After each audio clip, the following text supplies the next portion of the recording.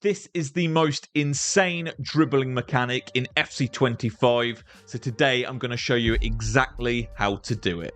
Let's get into it. So this dribbling mechanic is called the L1 speed boost. It's been in the game for some time now, but it's taken prominence in FC25 because of the lack of effectiveness of just the other skill moves. Now, the first tip I'm actually going to show you guys is in your settings, because this is something a lot of people haven't been talking about, but I do really think it applies.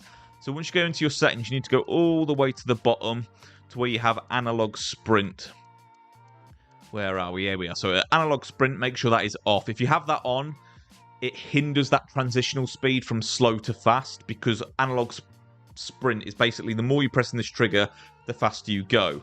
Now, you don't want anything hindering that transition speed. You want to go from 0 to 100 just like that. So ensure analog sprint is off. So to show you guys how to do this, but also a great way for you guys to practice this, is go to learn to play and then go to the practice arena.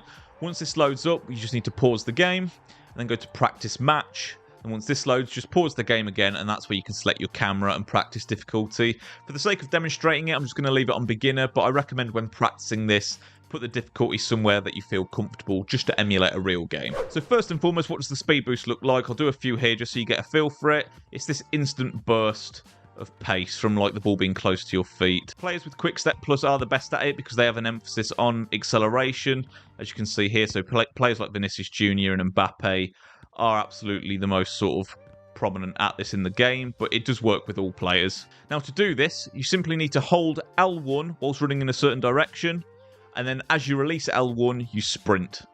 So it's a really, really simple thing. It's all about timing.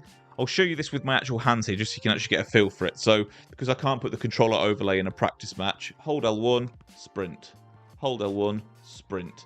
Simple as that. It's just a timing thing. You're holding L1 while running in a certain direction, then the moment you let go of L1, you sprint in that same direction. There are lots of areas you can utilize this, but generally, as soon as you see a gap, you want to be utilizing this to burst into the space. I really like it on the byline. So if we're like, say, in this position in a game and we're trying to drive into this space, this is a great way to utilize it. And if we don't lose the ball, let me just get this back off this Wally. So we'll sprint boost into this space, but then also we can hold L1 here and then sprint into this space. So it's a great way to get into those dangerous areas. Now, once you get more comfortable with the speed boost, you can start doing this where you turn left, turn right. This is all whilst holding L1.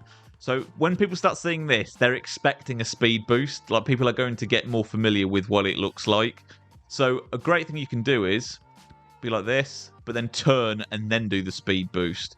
So you could be here, turn left, turn right, and then sprint into the space. So you're basically like baiting the opponent to think you're going one way so they commit, and you're turning and then speed boosting into the space that they've just left.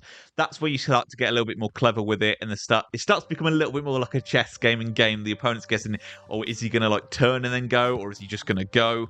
So there's a little bit of guesswork for the defender, but there's also a little bit of guesswork for you trying to anticipate which way he thinks you're going to go. But with players like Vinny, like, you can change direction so quick, you can almost wait for the defender to make their move like he did there. Then just sprint into it, hold L1, turn into this space, sprint into it, hold L1, turn into this space, sprint into it. As you can see, it's just such an effective mechanic for utilising open space and just flying into it. Very short and sweet video for me today, guys, but it's a very, very simple mechanic. It just happens to be the most effective way to actually dribble on the football pitch in FC25. As always, if you have any questions, of course, just let me know down below and I'll get straight back to you guys. But as always, if you did enjoy the video, I really appreciate your time. If you did enjoy it, please subscribe to the channel if you haven't already and turn your bell on. Take care, guys.